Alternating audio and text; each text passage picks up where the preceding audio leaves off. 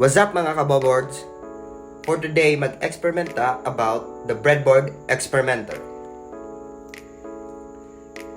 Let's go! Join us! Step 1. Make sure to always understand and observe precautionary and safety measures, especially in dealing with live electrical powers. Step 2. Make all your materials available. So as you can see, mauni ang mga materials needed for this experiment. So the materials needed in this experiment is 5 volts power supply, hook up wires AWG22, black and red, 8 pieces LEDs, 8 pieces 1 kilo ohms resistors, and breadboard. So mao ni ang needed nga materials for this experiment, guys. Step 3. Read and understand the procedures first, from the very first up to the end before doing anything. So, ani guys, nagbasa mi sa manual and procedures on how to do the experiment. Step 4. Before constructing the circuit, make sure to disconnect the power source first. Step 5. All required responses must be handwritten only on the respective spaces provided.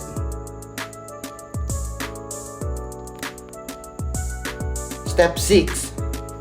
You may attach your breadboard on a wooden or plastic board to make it sturdier and steadier, just like shown to the video. Step 7. Use jumper wires to connect top and bottom grid, positive and negative power grid, black wire for ground, or negative and red wire for the positive power grid. Make sure to make your connection to the rightmost side of the breadboard. So mao ni guys, as you can see, naay duha ka AWG wire nga naka-attach sa atong breadboard, black and red.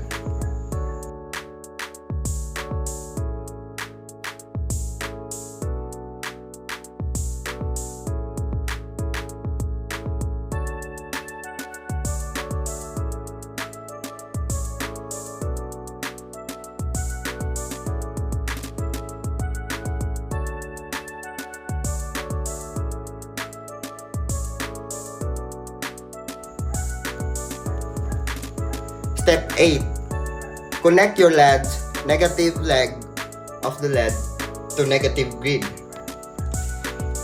So, mao ni atong 8 LEDs nga gi-connect na to sa negative leg of the LED to negative grid.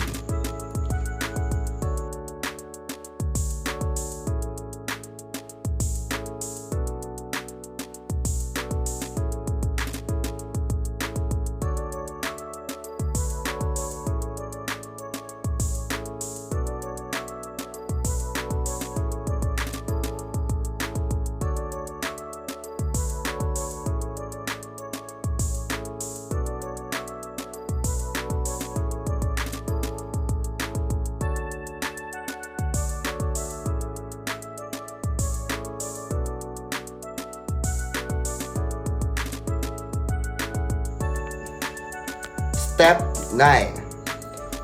Connect the resistors for the LED. So magbutang na tag resistors, guys. 8:8 atong ratio when it comes to the LED and resistors. We are using here 1 kilo ohms resistor.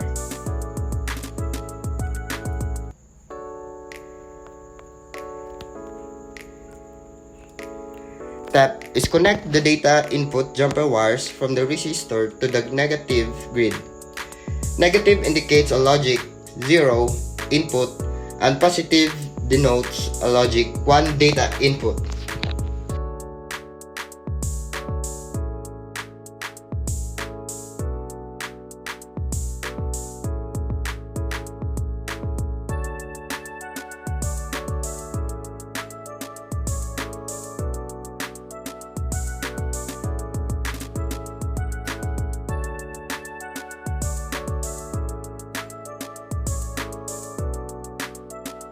Next step is connect the power supply.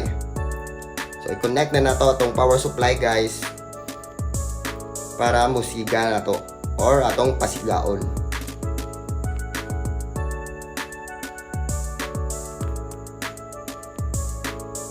If all LEDs have lighted, then your device is now ready for the next experiment. So as you can see guys, kasiga na nato tanan atong LED. So ready na for next experiment.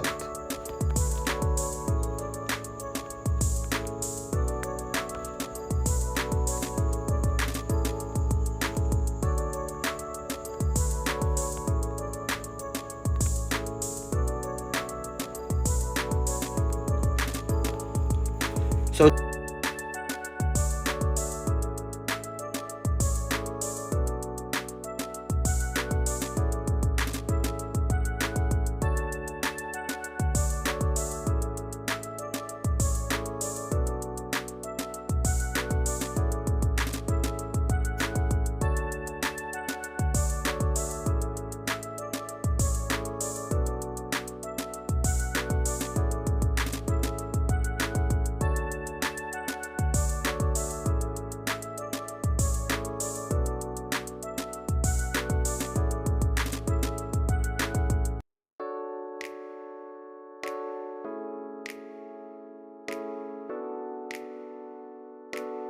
the next experiment is the LED indicator while light of a high voltage or logic 1 is received or given from a source.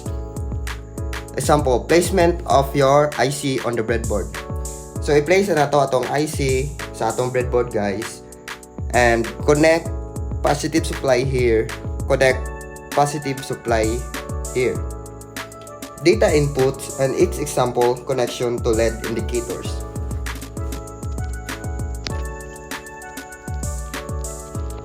So, let your output be checked and recorded. Okay na guys.